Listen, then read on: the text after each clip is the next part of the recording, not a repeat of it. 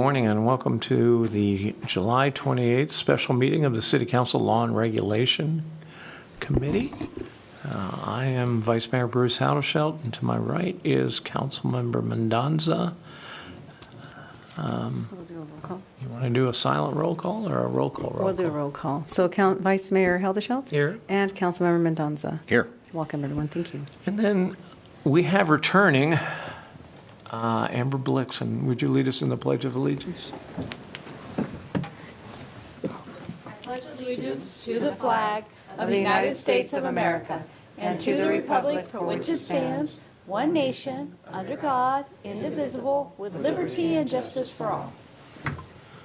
Thank you, Amber, and welcome back. Congratulations on the new son. I'll open it for public comments. Seeing none. I do have a 10 o'clock, so if I ask questions, there is a fine involved. So can we have approval of the minutes of the prior meeting? So moved. Second. Thought we were approving the fine. You can't make a motion. Oh, Tracy, make a motion. I'll make a motion to approve the minutes. I'll second it. We'll accept it. Right? Thank you. All right, Mr. Walensky.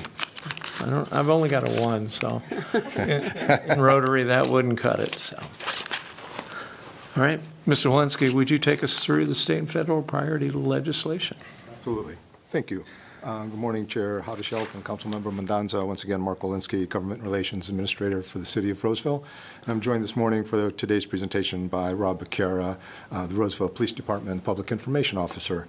The legislature will be very active with committee hearings and floor votes upon their return to the Capitol on August 1st when they return from their summer recess. Staff will continue to advocate on bills that are passed by the legislature and moved to the governor's desk until September 30th, which is the last day for the governor to sign or veto bills. Our presentation this morning is an overview on some of the priority legislation related to public safety, housing, and homelessness. And I'll turn the presentation over to Rob, who will provide the overview on public safety bills. Rob? Thank you, Mark. As Mark and I were debriefing this presentation, one of the things that I said was I felt very good with where we were legislatively speaking on behalf of what's moving forward on the law enforcement side. As we started the cycle, we had a number of red flag bills that we were tracking, and at this stage, many of them have not moved forward. Today, we're going to cover 5 pieces of legislation that are at a varying stage, but we're covering them because they are either enrolled, chaptered, signed by the governor, or it is very likely that they will, in fact, become enacted and be law. So the 5 that we're covering today fit into our tracking categories that we have, and we'll initially start with our homeless and mental health response. This one, SB 872, related to mobile pharmacies. One of the reasons that we were tracking this is we thought there was some solid potential that this would be able to assist in the unsheltered population and providing needed medication and treatments to the unsheltered. One of the carve-outs in this mobile pharmacy was there was no requirement that they have a physical address. And so it may provide better access of medication to, it could be senior citizens, but it also could be the varying populations that we have in our city. So one of the reasons we're covering it is something for us to continue to track and follow because of the number of things that would be classified as medication as well. Under retail crime, AB 1653, property crimes, Regional Property Crimes Task Force. We have a watch position on this, but very much support the intent behind it, which is adding vehicle parts and accessories to the Regional Property Crimes Task Force, which is led by the California Highway Patrol. This task force led by the Highway Patrol they have funding to continue through 2026, and adding on catalytic converters into their list of things that they can investigate would potentially have large benefits with statewide level investigations related to rings of, let's say, catalytic converters, where they're being stolen here in Roseville, sent to a middleman, potentially in Sacramento, but then the real operation is in Stockton. Roseville police would have a challenging time doing that investigation following that stolen property, but partnering with California Highway Patrol, who has statewide coverage, could be some tremendous benefits. SB 1327, firearms, private right of action, covering this one because this is something that we have not seen before come out of the legislature. This was signed by the governor, and it creates a private right of action for anyone who potentially had damages related to, and this specific piece of legislation is focused on ghost guns. Anyone who had damages related to an unserialized firearm, or we often refer to as a ghost gun, from all steps of the process, it puts liability on someone if they build it through a 3D printer, if they transport it, if they sell it, trade it, or even give it to someone. If someone is using an unserialized firearm in California, they now could be held responsible for crime that's committed or damages created from. So it's a very interesting bill, again, signed by the governor.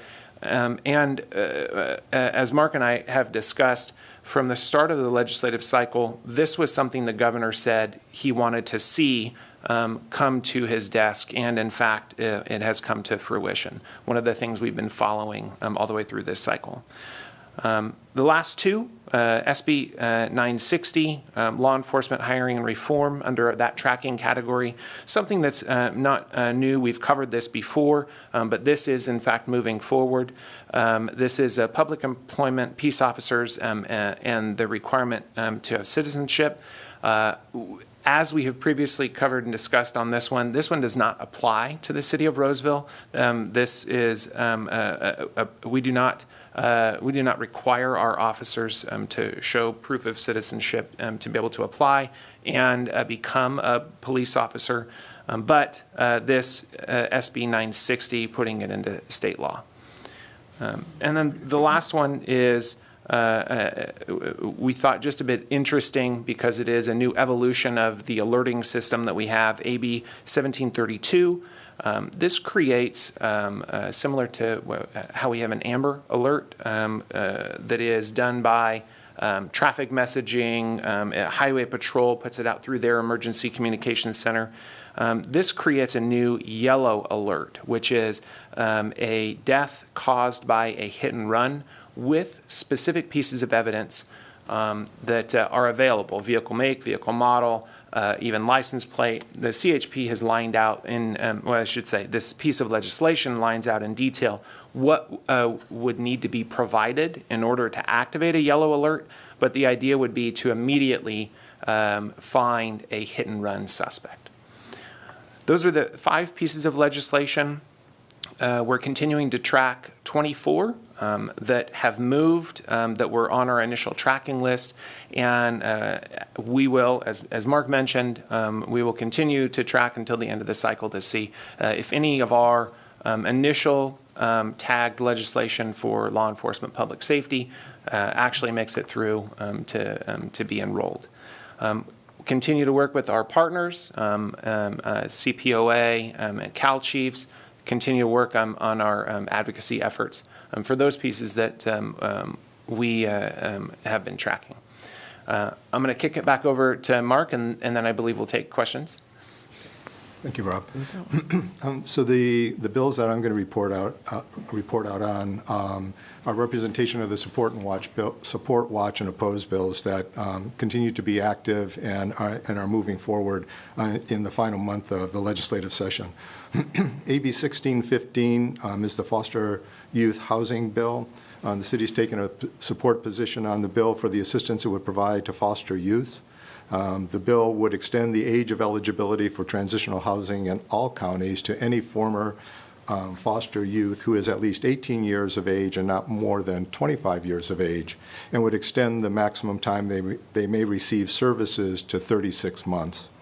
AB 2186 is the Housing Cost Reduction Incentive Program. The city is supporting this bill as it would encourage cities and counties to waive or reduce impact fees for affordable housing development. It would also provide an opportunity to reimburse cities 50% of the value of granted fee waivers or reductions. So the first time a bill such as this has been introduced in the legislature. Previously, it's always been where the legislature has been looking for fee reductions without any potential reimbursement or possibility of the city being reimbursed. So this is something that we're supporting and watching very closely. Senate Bill 1338, the city has taken a watch position on this bill to understand. This relates to the CARE Court, or the Community Assistance Recovery and Empowerment Court. This relates to homelessness. When it was introduced, there was a great deal of concern about the bill. There still is a great deal of concern about the bill, but it was anticipated that the bill wouldn't move forward, that the opposition to the bill would ultimately kill the bill.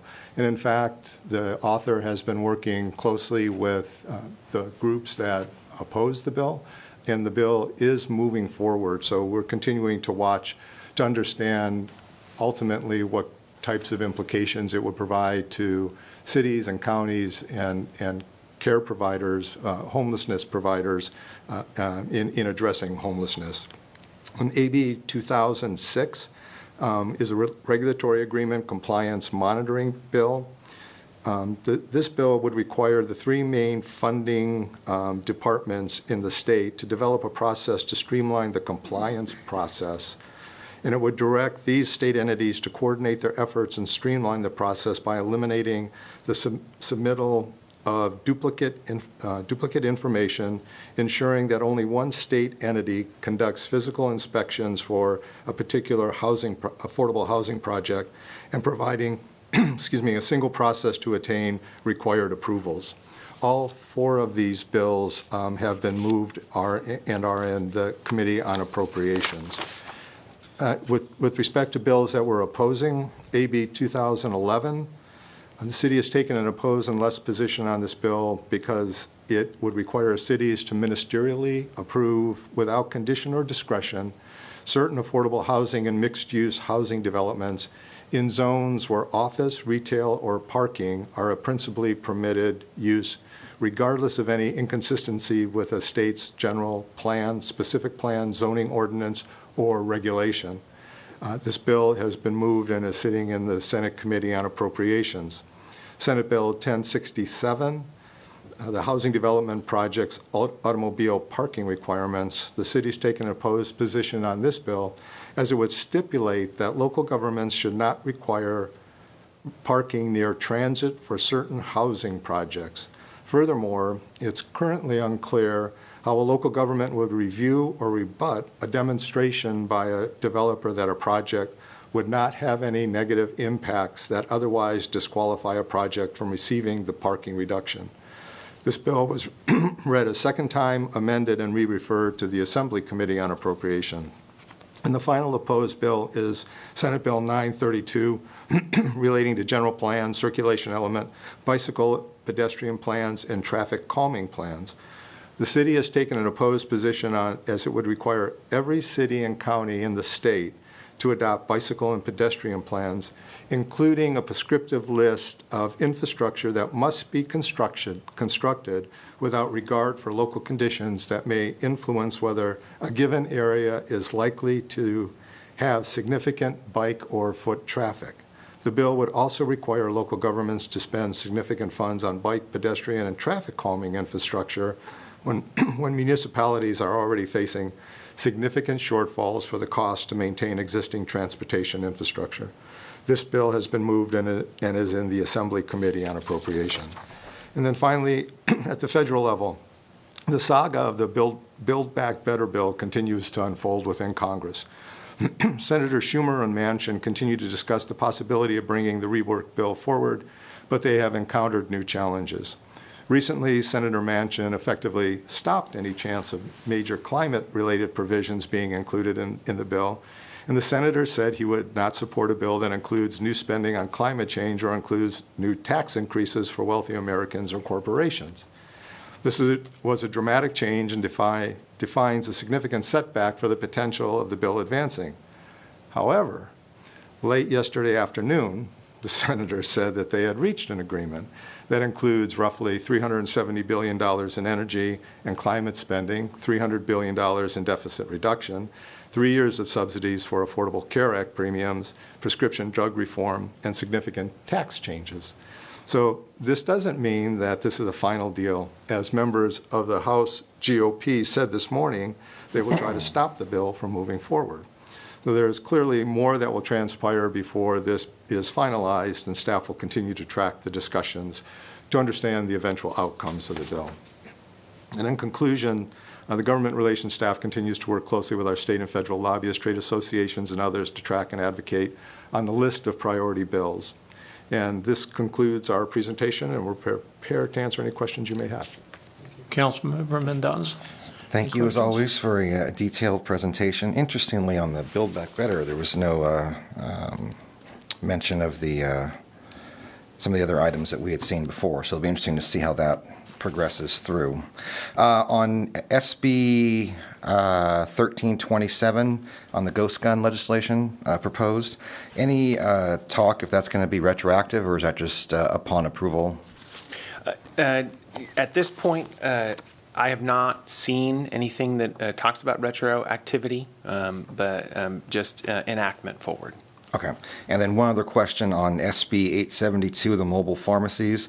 So would it be up to the municipalities, in this case us as a city, to provide data, say from the point in time count, if we're aware of people that have unique dependencies or needs for drugs, or different class levels that could be dangerous if given to other people that don't need it prescribed to them? Or is the state going to take that on themselves and identify these people and make sure they're getting only the drugs prescribed that they need?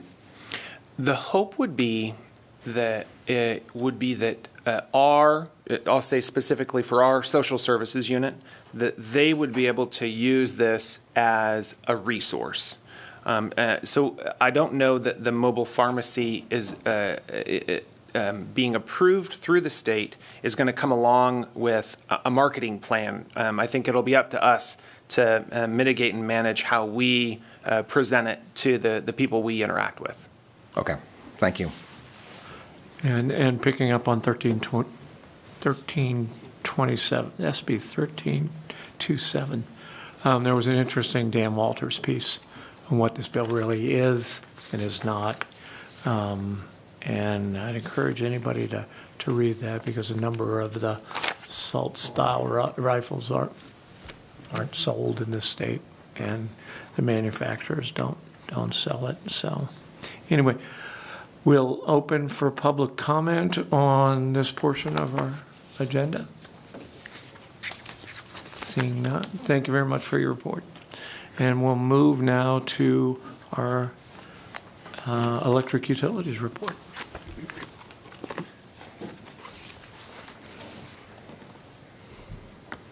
Good morning, Vice Mayor Haudeshelt and Councilmember Mendoza. Amber Blixt with Roseville Electric Utility.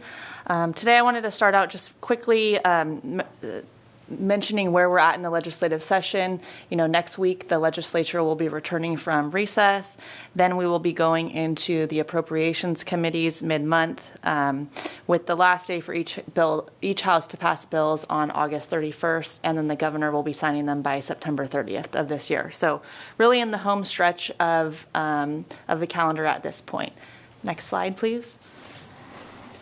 Today, I wanted to talk about three different bills in state legislation that we have not brought to the committee so far. That's on transportation electrification, transmission planning, and then the cap and trade program. Also, we have 5 bills that we brought to the committee last month that we're going to give updates on, and then 2 regulatory items, one being the Carb scoping plan update, and then a recent Supreme Court decision at the federal level regarding the EPA and carbon emissions. So the first bill that I want to talk about is AB 2700 by Assemblymember McCarty. And this bill would require the CEC to gather fleet data for on-road and off-road vehicles in the medium and heavy-duty sectors. And it would require publicly owned utilities to consider that fleet data to support grid planning for EV charging. It prohibits us from disclosing that data that's provided from the state to third parties, and would require us to identify any distributions investments made as a result of that information in our integrated resource plan. So as you know, the department's currently planning for our own electric vehicle assessments for the infrastructure that we'll need for Roseville. We do think that this information could be helpful that the state's giving us for that planning effort, so we see that as generally a good thing. It will require a new reporting requirement, that last bullet there in terms of our IRP, but we think that that probably makes sense given some of the information that the state will be giving us. So we're going to continue to monitor this bill as it moves through the Appropriations Committee next month. The next bill, SB 887 by Senator Becker on transmission facility planning. And I'll just say most of these bills on transmission planning are dealing with the additional coordination between the agencies, so the California Independent System Operator, the California Energy Commission, and the California Public Utilities Commission. And it's about getting the needed transmission for reaching the state's renewable energy and greenhouse gas emission reduction goals. The CalISO recently put out a study saying that there would need to be a lot of investment in transmission to kind of get to those goals. So that's why we're seeing a lot of transmission bills in the legislature this year. So this bill would request that the CalISO identify priority transmission facilities needed to deliver the expected renewable energy resources that are going to come online by 2035. And in identifying those resources, the CalISO can consider whether those should be part of the 2022-2023 transmission planning process. And then the PUC and the CEC are also going to coordinate more with the CalISO to let them know what kind of resource portfolios to expect. And then the bill also talks about how, in terms of transmission planning statewide, we should look at minimizing wildfire risk, increasing reliability, and increasing cost efficiency. So Roseville is located in the Balancing Authority of Northern California, but we're watching all of these transmission bills to make sure that there's no negative cost implications for Roseville, which so far we're not seeing on this bill. And this bill is also up in Assembly Appropriations next month. The next bill, SB 1391, is on the Carb cap and trade program. And this would require Carb to review the cap and trade program every 3 years and evaluate and address any allowance over allocation, and really to determine if future allowances need to be reduced based on offsets issued or retired. This bill kind of assumes that there is a problem in over-allocation, so we've been working with our trade association to kind of provide amendments to the author that would soften that language and that would also move that review to every 5 years. So we're still waiting to see how that amendment process is going, but we expect kind of more information coming on that in August when the legislature returns. The next bill is one of our previously monitored state legislation, and it's a bill that we've been supportive of generally. It's one that's come up over the past couple years. This year, it looks like it has a lot of momentum behind it, and industry is actually very supportive of it, so we have high hopes that this bill will pass. And this is dealing with electrically conductive balloons. So the bill was just amended to require that the foil balloons would have to pass a standard test without causing a fault. And once the standard is proved, which it still needs to be developed as part of this bill, but it would require a phase-in period, requiring 20% of foil balloons to be in compliance within 1 year, 50% within 2 years, and then 100% within 3 years. And then after the phase-in, you cannot sell or manufacture for sale in the state foil balloons unless the balloon complies. There's a penalty of $50 per balloon, not to exceed $2,500 per day. So like I said, this bill has a lot of momentum this year. I think we've gotten to a place that most people are supportive of it, so we expect to hopefully have this bill pass this year and put some of those outages caused by foil balloons in the past. So looking forward to that. The next bill, SB 1158, is one that we've been opposing through our trade associations this year. This has been a very problematic bill since the beginning of the year and would require us to report our hourly emissions to the CEC. The CEC would have to adopt rules for this by July of 2024. It's really burdensome reporting requirements and would require significant staff time for us to kind of provide all this hourly information. We, unfortunately, the publicly owned utilities are the only utility group that is continuing to oppose this bill, and this bill has been kind of dedicated as a bill that Senate leadership would like to see go through this year. So we've been submitting some amendments to kind of soften the language to get us to where we need to go, but the likelihood that this bill would pass is probably pretty high. I think the one good thing about it is that we have until 2028 to actually get the implementation done of what this will look like and work with the CEC. So thankfully, the requirement isn't for the out years of this decade. The next bill is another one that we reported to. This was SB 1020 on Clean Energy, Jobs, and Affordability Act of 2022. We're also watching this bill. The Senate Pro Tem has signed on to this bill as one of their priorities. Just as a point of reference, the current goal for the RPS, the Renewable Portfolio Standard, is 60% renewable energy by 2030. And then SB 100 extended that to 100% renewable energy and zero carbon goal by 2045. So this bill would set the interim targets of 90% by 2035 and 95% by 2040. So it's really creating a 30% increase over 5 years from what we currently have. And so one of the concerns is that this could put upward pressure on rates, and it kind of reduces the flexibility that we have now between the 2030 and the 2045 goals. So this is also in the Assembly Appropriations Committee.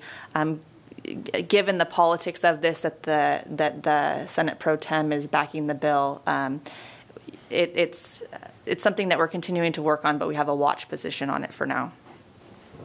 SB 1145, this is requiring a greenhouse gas emissions dashboard to show how the state is progressing towards its climate goals. We think this could potentially be a helpful tool. We're watching to see if there may be any additional requirements for utilities. As a practical matter, the governor last week released a statement indicating that he was kind of going to do this as part of through Cal EPA anyways. So this bill is kind of already being done. So we'll continue to monitor that. And then the last transmission bill that we have is on SB 1032, and it requires by January 1 of 2024, the CPUC and the CEC, in consultation with the state's balancing authorities, to submit a study that identifies proposals to accelerate and reduce the cost of expanding the grid to meet the state's greenhouse gas emission reduction goals. They will consider public financing and streamline permitting as part of the study, so we think that's good. But we're continuing to watch this bill just to ensure that there's no negative cost implications to the city. And then in terms of state regulatory items that we've been following, the Carb scoping plan update, which is the framework for California attaining carbon neutrality by 2045.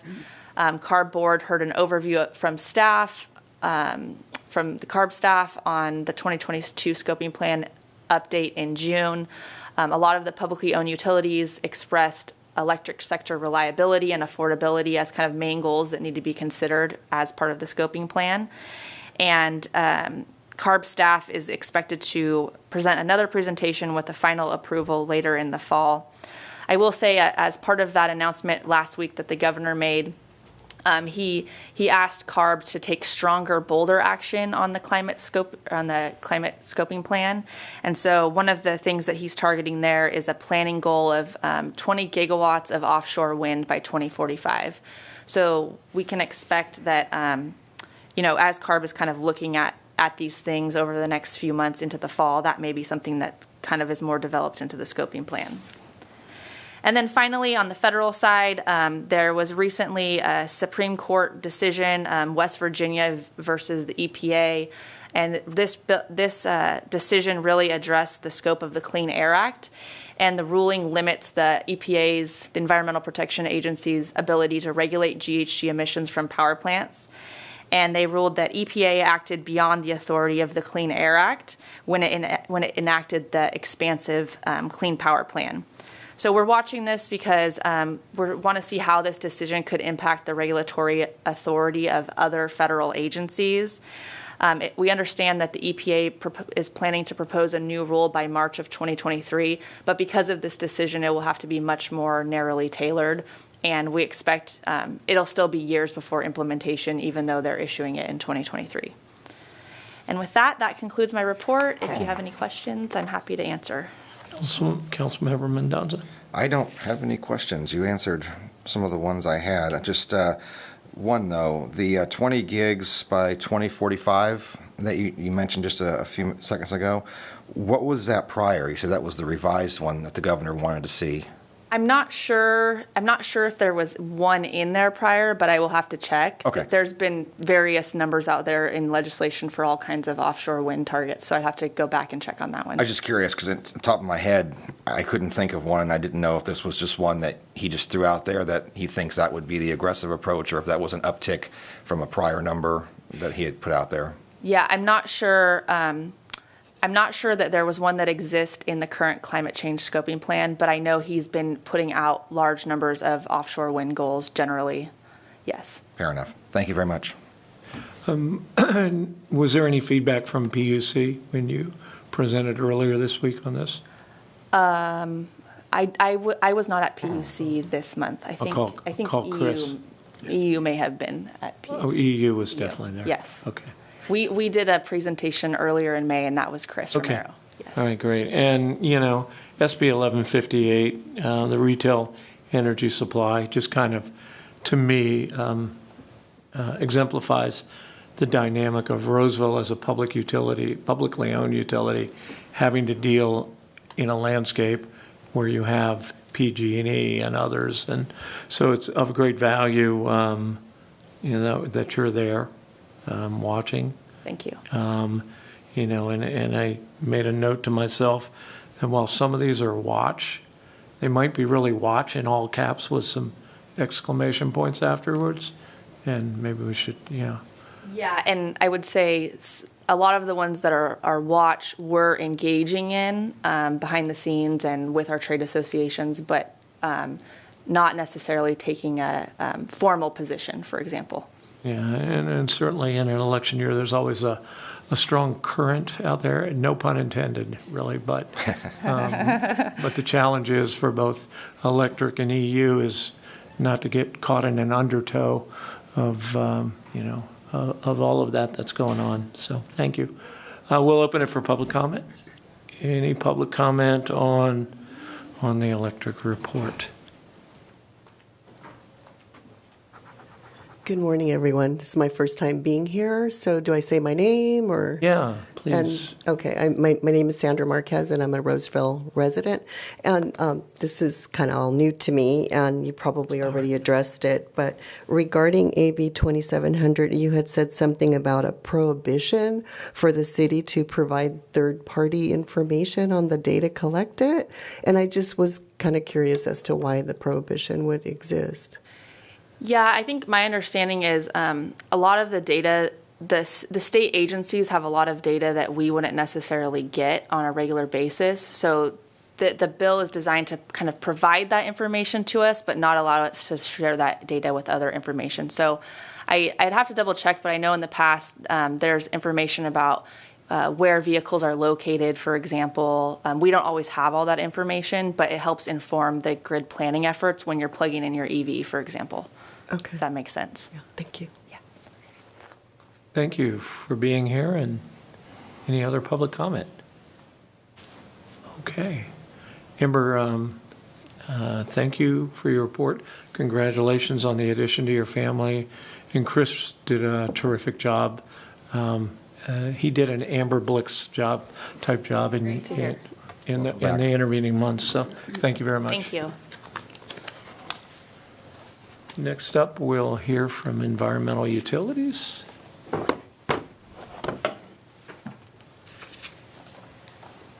Good morning, Noel. Good morning, Vice Mayor Howdeshelt and Councilmember Mendoza.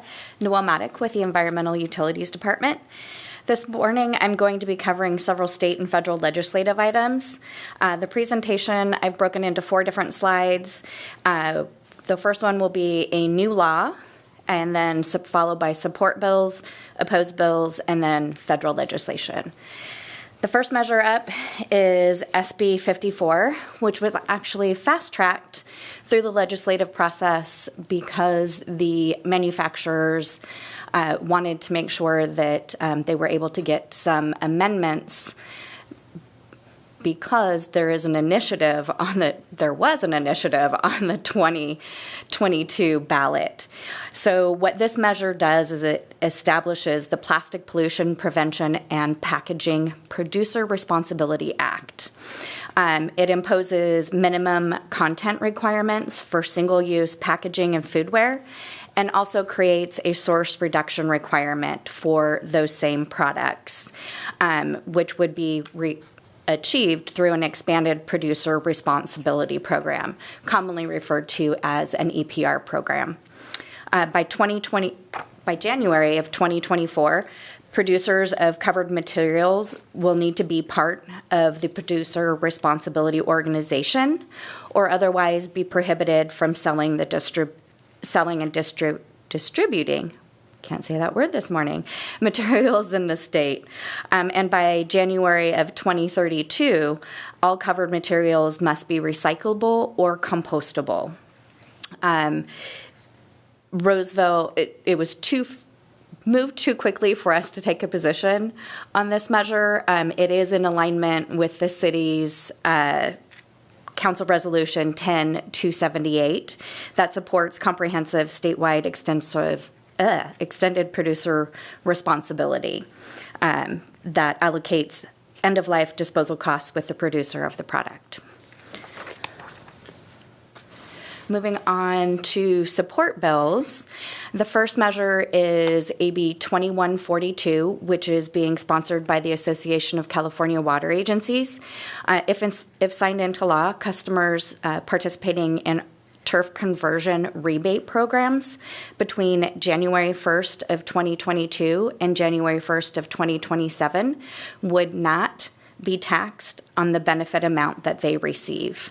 We are supporting this measure as it would be a benefit to our customers, as well as hopefully encourage them to participate, where we've heard in the past some folks are not participating because of the tax liability that it could create. The next 2 measures were actually mirror bills in the legislature that did the exact same thing, dealing with both loose and embedded lithium-ion batteries. They've now been split apart. AB 2440 deals with the loose lithium-ion batteries and would create a new EPR program for those batteries. And SB 1215 is now been expanded current law to deal with embedded batteries, and it expands beyond just the lithium-ion batteries. So those new embedded products would be included within current law dealing with electronics. The next measures are SB 1124, which would require the Office of Environmental Health Hazard and Assessment to establish a public health goal for manganese by July 1st of 2025. And it would require the State Resources Control Board to adopt a primary drinking water standard and establish monitoring requirements until the adoption of the final primary drinking water standard. Roseville is concerned with the precedent that this measure is setting by disregarding the scientific regulatory processes that the State Water Board and OEHA are already mandated to perform. It presupposes that the science regarding manganese health impacts is complete and circumvents the rigorous and scientific processes. The next two measures I brought to committee last month, and just wanted to be able to provide a little bit of an update on these two measures. SB 222, just prior to the summer recess, amendments were released. The amendments are so bad that our associations have all changed their positions from support or neutral to oppose unless amended. The new bill places water agencies in an untenable position of either violating this new law or violating the Constitution vis-a-vis Prop 218. And if we fail to do so, there are two different avenues that they could take to take actions against us. One would be the Attorney General would have the authority to prosecute, and the State Water Board would be able to classify us as an at-risk system, halting our ability to receive any state funding and be under the threat of them taking over our system. Staff has been working closely with our associations to get amendments to create a program delivery model like that being used for the temporary low-income water wastewater assistance program, commonly referred to as LIWAP. What we would like to see is a program where we are the pass-through of the benefit to customer accounts, and the eligibility and verification be done by a third party or the state.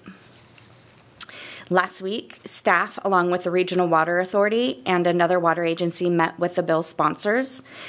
We learned that they are accepting some of the recommendations being offered by water and wastewater agencies. However, during the meeting, it became very clear they do not have a firm grasp on the nuances of Prop 218 and how efficient the LIWAP delivery model actually is. They were open to a third party verifying, and they informed us that they are removing one of the parts of the enforcement section, which is removing the at-risk status for a water agency, but they are keeping the Attorney General's provisions in there. I was just asked for feedback on a couple of different modified versions of the language for the Attorney General, and we will be providing that back to our statewide association to provide to the bill sponsors. We do expect that this bill will pass. However, it is going to be dependent upon the amount of funding they are able to get into the budget. The budget for drought and water has not been completed and will be done in the last month of session. Currently, the sponsors are seeking $330 million from the drought portion of the budget, which they are saying would fund the first 2 years of the program. Of note, there is no long-term funding source that has been identified to keep this program moving forward. The next bill, SB 1157, I was hoping I was going to have more details or some news that the author was working with us on some amendments.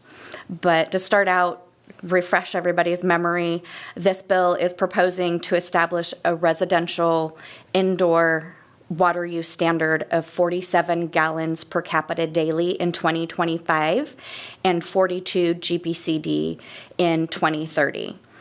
We're concerned with this measure because this standard is combined with other elements to create a water budget for the city of Roseville.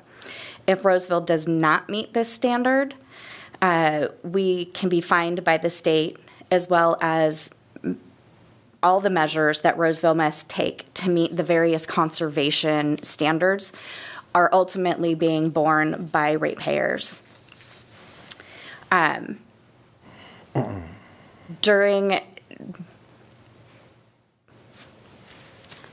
interim, we have been pushing, and our associations are pushing, that one of the elements that they include into the bill is a study on the shift in workforce.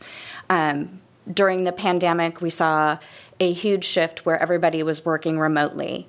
And in initial studies that they've conducted, they came back with a 3 to 12 RGPCD estimate that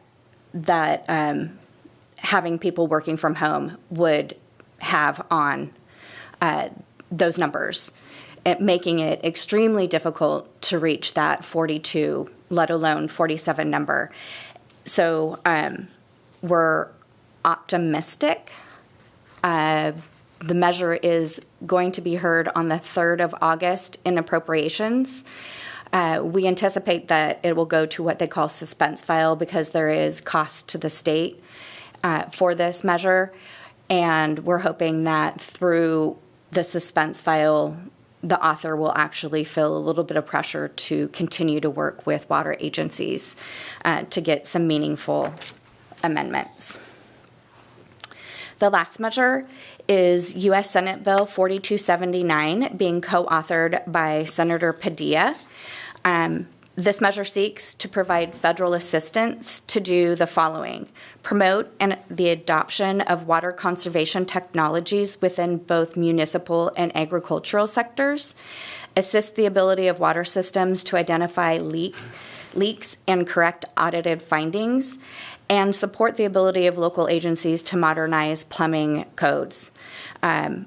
I will say in 2019, Roseville began a leak detection program to proactively inspect about 60 miles of main lines, service lines, valves, hydrants, blow-offs, air release valves annually. Once a leak is detected, it is repaired. To date, Roseville has saved well over 12 million gallons of water on an annual basis. We are supporting this measure because the funding for the leak detection is something that we could potentially qualify for. Great.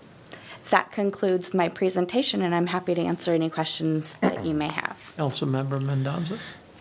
Good presentation. No questions. I just, it's concerning the amount of state insertion into our water supply process and delivery, specifically this indoor water supply that you mentioned here. I know you brought it up in the past.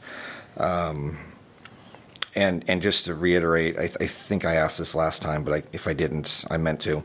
This is just specific to residential, right?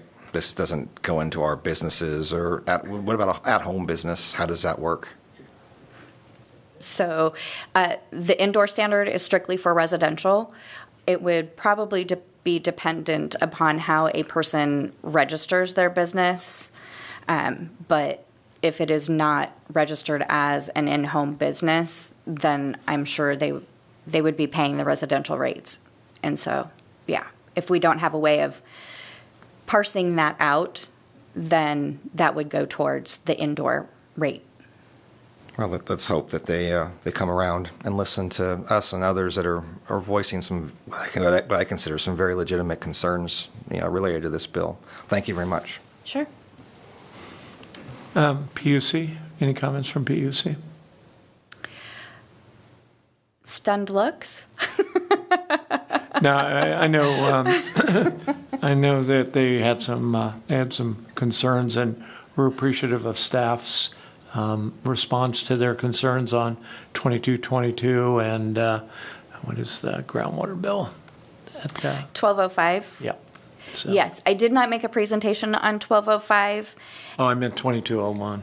Well, 1205 as well. So, So I didn't speak to 2201 or 1205, but we have worked closely with the Regional Water Authority as well as our internal staff, and are feeling comfortable with 2201.